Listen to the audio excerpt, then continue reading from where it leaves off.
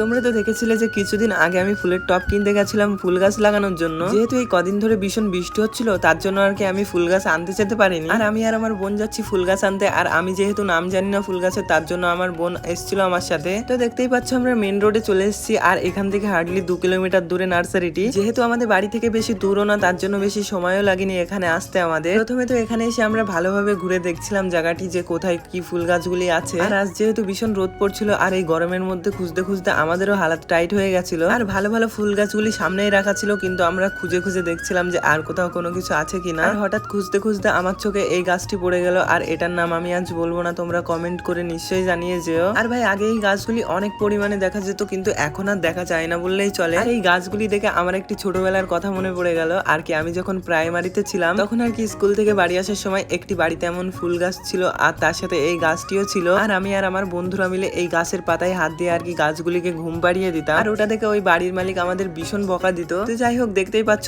এই আঙ্কেলটি আমাদের আর কি ফুল গাছ বাঁচতে সাহায্য করছিল। আর এই আঙ্কেলকে ফুল গাছ বেছে দেওয়ার জন্য আমরাই বলেছিলাম, কেননা যেহেতু আঙ্কেলরা এখানে কাজ করে আমাদের থেকে একটু ভালোই বুঝবে। আর আমরা মোট এখান থেকে 5টা ফুল গাছ নিয়েছিলাম। আর দেখতেই পাচ্ছ আঙ্কেল আর কি এগুলিকে কেটে আর কি ঠিক করে দিচ্ছিল। যেহেতু গাছগুলি ছোট তার জন্য হয়তো তোমরা বুঝতেও পারছো না যে কোনটি কোন ফুল গাছ। গাছগুলি লাগানোর পর ফুল ধরার মতো হয়ে গেলে আমি তোমাদেরকে দেখিয়ে দেবো যে কোনটি কোন ফুল গাছ। আর এই যে ফুলটি দেখছো এটা কেমন লাগছে তোমরা কমেন্ট করে নিশ্চয়ই জানিয়ে যেও। আঙ্কেল ফুল গাছগুলিকে প্যাকেজিং করে দিচ্ছে, তার মানে তো তোমরা বুঝতেই পারছো যে গাছগুলি নেওয়া হয়ে গেছে আমাদের। আর ভাই এই ক্যারি ব্যাগটি দেখতে নর্মাল হলেও এই ক্যারি ব্যাগে সব গাছগুলি চলে এসেছিল।